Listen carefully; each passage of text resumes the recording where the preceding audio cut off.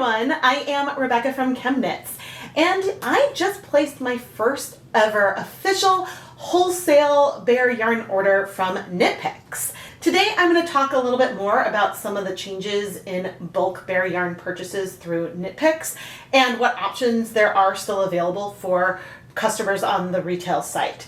But as I do that, I thought you might enjoy watching me play with some acid dye samples that were milled very, very chunky.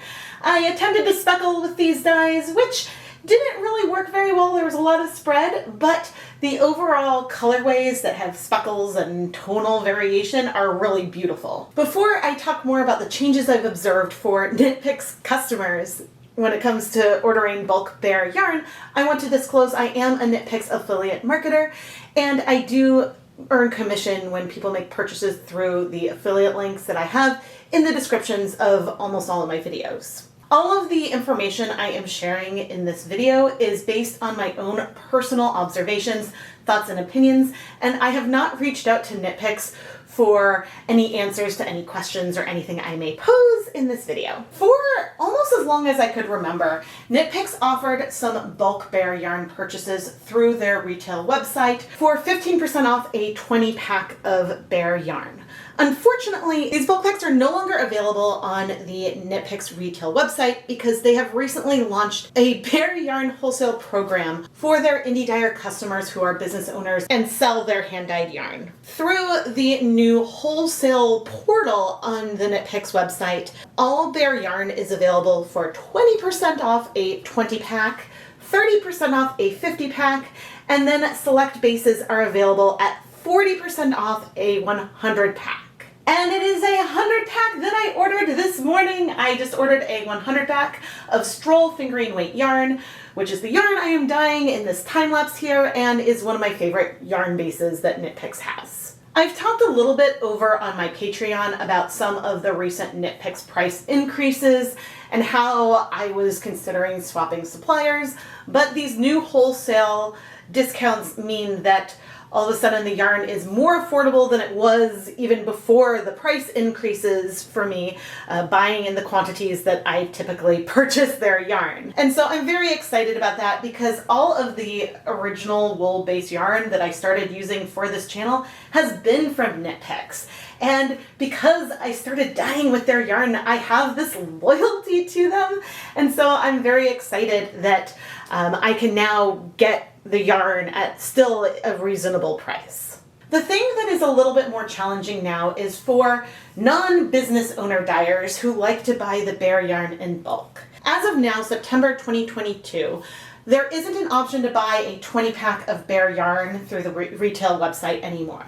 But you can build your own value pack using the coupon code MyValuePack at checkout on select yarn bases that include the Wool of the Andes line, the Swish line, Palette, Stroll fingering, Wool of the Andes Superwash, and a couple of others.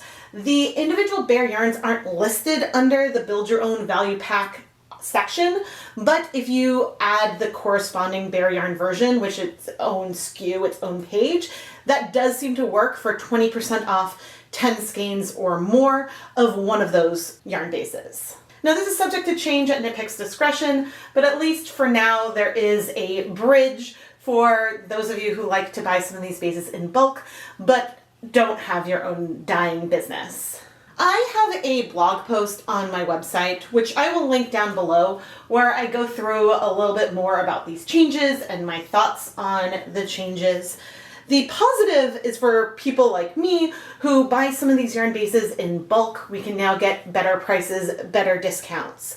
The downside to this is for the retail customers who sometimes like to buy yarn in bulk. Not only is that permanent discount no longer on the website, the Build Your Own Value Pack is around for a while. I think it expires at the end of 2022, but it's not the same as what was available previously. And the price of a lot of the bare yarn bases has increased. And my hypothesis for this increase is because KnitPicks wanted to offer larger discounts to customers buying in bigger bulk. And so they raised the retail prices to help offset some of these other bulk purchases. Now again, this is just my hypothesis, and so this is a downside to the whole situation. I still think that KnitPicks is a great source of bare yarn for beginner dyers, especially if you have been a KnitPicks customer and have played with some of the other bases.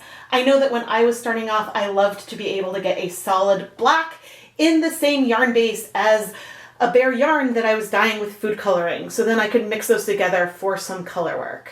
And overall, KnitPicks does have a low minimum for free shipping, which is a really wonderful option. I haven't done the retail price comparison of current prices with KnitPicks versus other bare yarn suppliers like Nomad and Wool to Dye For to see which would be the better deals for some standard stock yarns or DK weight superwash merino wool. Anyway, I could probably talk about yarn sourcing for a while, and so when my first wholesale order comes in, I'll do an unboxing and we'll see if there's any differences I observe from how the bulk yarn was purchased through the retail website. But the long and short of it is that if you sell your hand-dyed yarn, there are now wholesale options available through the KnitPicks website.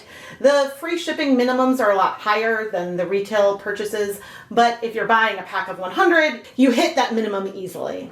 And through the retail website, there are a few popular bare yarn bases that you can still get on discount using the My Value Pack promotion.